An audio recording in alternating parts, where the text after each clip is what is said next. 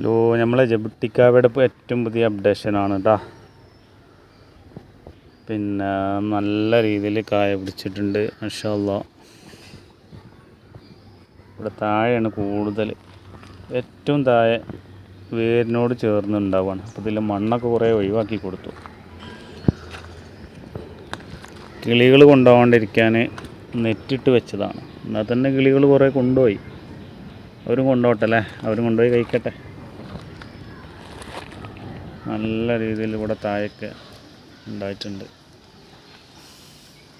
പറിക്കാനായിട്ടുണ്ട്.